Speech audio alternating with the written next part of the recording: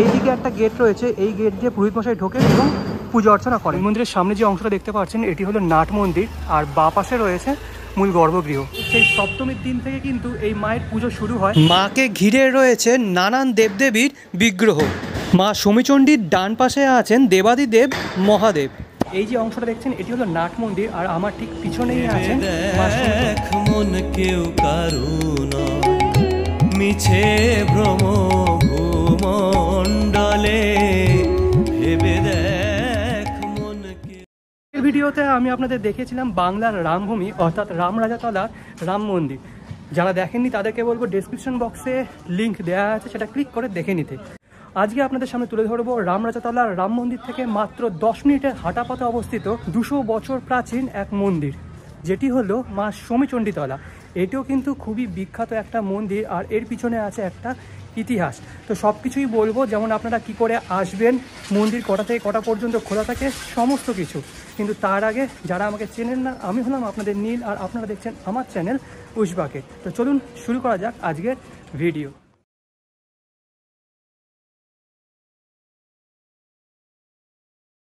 আচ্ছা, এবার আপনাদের বলে দিই আপনারা এই মন্দিরে কি করে আসবেন। নিয়ারেস্ট রেলওয়ে স্টেশন হলো দাসনগর।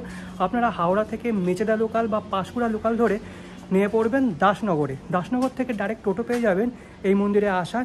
হেঁটেও আসতে পারেন, সেক্ষেত্রে আপনাদের সময় লাগবে পায়ে হেঁটে মাত্র ওই 10 থেকে 12 মিনিট। আর নিয়ারেস্ট মেট্রো স্টেশন হলো হাওড়া ময়দান। হাওড়া ময়দান মেট্রো স্টেশন থেকে বেরিয়ে আপনারা ধরে নেবেন টোটো ধরে বলবেন সাঁতরাগাছি মোড়। সাঁতরাগাছি মোড় থেকে মাত্র পায়ে হেঁটে 10 মিনিট মতো সময় লাগবে এই মন্দিরে আসতে। বলতে বলতে চলে এসেছি মন্দিরের সামনে। তো চলুন আপনাদের দেখিয়ে দিচ্ছি। তো এটি হলো মূল মন্দির। মূল মন্দিরের সামনে যে অংশটা দেখতে পাচ্ছেন এটি হলো নাট মন্দির, আর বাঁ পাশে রয়েছে মূল গর্ভগৃহ। তো নাট মন্দিরটা কিন্তু বিশাল বড়, আবার উপরে ওঠারও ব্যবস্থা আছে।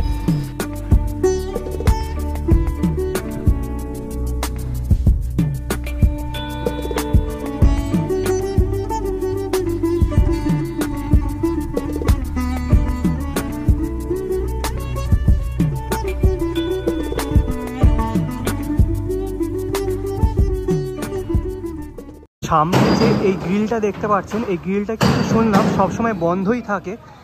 এইদিকে একটা গেট রয়েছে, এই গেট দিয়ে পুরোহিত মশাই ঢোকেন এবং পুজো অর্চনা করেন। আর এখন অনেক ভক্তরা আসছেন, ভক্তরা এসে মাকে প্রণাম করছেন। তো মায়ের যে হাইটটা আছে সেই হাইটটা কিন্তু প্রায় 15 থেকে 16 ফুট তো হবেই। দেখতে পাচ্ছেন মায়ের এক পাশে আছেন দেবাদিদেব মহাদেব এবং আরেক পাশে আছেন ভগবান ইন্দ্র। তো আমি এখন দাঁড়িয়ে আছি মা শমীচণ্ডীতলার মন্দিরের একদম ভিতরে। এই যে অংশটা দেখছেন এটি হলো নাট মন্দির, আর আমার ঠিক পিছনেই আছেন মা শমীচণ্ডী। তো প্রতিমা আপনাদের দর্শন করিয়ে দেবো, কিন্তু তার আগে এই বিগ্রহ বা এই পুজোর যে ইতিহাসটা আছে সেই ইতিহাসটা আপনাদের জানিয়ে দিই চলুন। জনশ্রুতি অনুযায়ী হাওড়া জেলার ইছাপুরে মা শমীচণ্ডীর পুজো প্রায় 200 বছরেরও বেশি প্রাচীন। কথিত আছে বহু বছর আগে এই অঞ্চলের বেশিরভাগ বাসিন্দা পান ব্যবসার সাথে যুক্ত ছিলেন। একসময় শমী পোকা নামক এক প্রকার পোকার উপদ্রবে পান চাষে প্রচুর ক্ষতি হয়। তখন পান চাষিদের উদ্যোগে মা শমীচণ্ডীর পুজো শুরু হয়। মায়ের পুজো দেওয়ার পর থেকে পোকার উপদ্রব কমতে থাকে, আর তারপর থেকেই মা শমীচণ্ডীর পুজো হয়ে আসছে। রামরাজাতলার রাম মন্দিরে যেমন রামচন্দ্র ও মা সীতাকে ঘিরে 26 দেবদেবীকে আমরা দেখতে পারি, ঠিক তেমনই শমীচণ্ডীতলা মা শমীচণ্ডীকে ঘিরে রয়েছে নানান দেবদেবী। মা শমীচণ্ডী আগামী 4 মাস এখানে থাকবেন।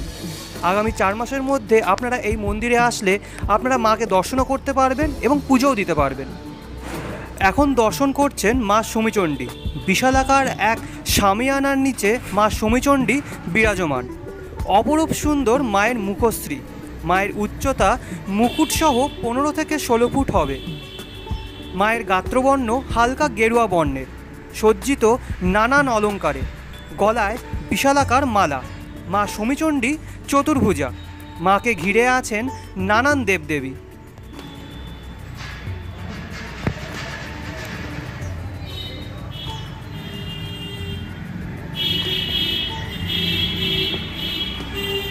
মা শমীচণ্ডীর একেবারে উপরে মাঝখানে অধিষ্ঠান করছেন সিদ্ধিদাতা গণেশ ঠাকুর। মা শমীচণ্ডীর উপরে দুপাশে আছেন মা জগদ্ধাত্রী। তাছাড়া আছেন দুটি মা লক্ষ্মীর বিগ্রহ এবং মা সরস্বতীর বিগ্রহ। মা সমীচণ্ডীর ডান পাশে আছেন দেবাদিদেব মহাদেব, তার কানে আছে ধুতরা ফুল। মায়ের বাঁ পাশে আছেন দেবরাজ ইন্দ্রদেব। মায়ের একদম সামনে দুপাশে আছেন জয়া ও বিজয়া এবং তাদের সামনে আছেন নারায়ণ, ব্রহ্মা এবং মাঝখানে যে ঋষির বিগ্রহ দেখতে পাচ্ছেন, এই বিগ্রহের নাম আমি জানি না, আপনারা জেনে থাকলে অবশ্যই কমেন্ট বক্সে কমেন্ট করে জানাবেন। একদম সামনে এক পাশে আছেন নন্দী মহারাজ এবং আরেক পাশে আছেন মহর্ষি ভৃঙ্গি। এতগুলো বিগ্রহ একসাথে রামরাজাতলার রাম মন্দির ছাড়া এই মা সমীচণ্ডীতলা মন্দিরেই আপনারা দেখতে পারবেন।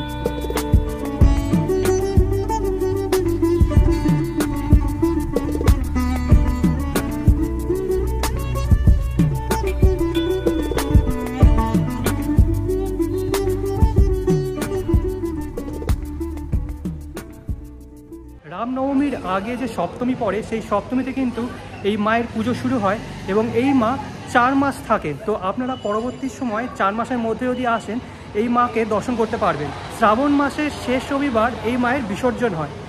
রামরাজাতলার রাম ঠাকুরের সাথেই কিন্তু এই মায়ের বিসর্জন হয়। সবার প্রথমে মা সমীচণ্ডী থাকেন, তারপরে থাকেন নরনারী, তারপর থাকেন শ্রীরাম ঠাকুর। মা সমীচণ্ডীর এই যে বিগ্রহ, তার ঠিক বাঁ পাশেই আছেন সাবিত্রী, সত্যবান ও যমরাজের একটি মন্দির। ঠিক আছে, এই বিগ্রহগুলো কিন্তু বিসর্জন হয়ে যায়। এই যে দেখতে পাচ্ছেন সাবিত্রী সত্যবানের জন্য প্রাণ ভিক্ষা চাইছেন যমরাজের কাছে, সেই দৃশ্যটা এখানে ফুটিয়ে তোলা হয়েছে। তো একটা ছোট ঘরের মধ্যে কিন্তু এই বিগ্রহটা রয়েছে। তো এরকম বিগ্রহ কিন্তু আমরা রামরাজাতলায় রাম মন্দিরেও দেখেছি।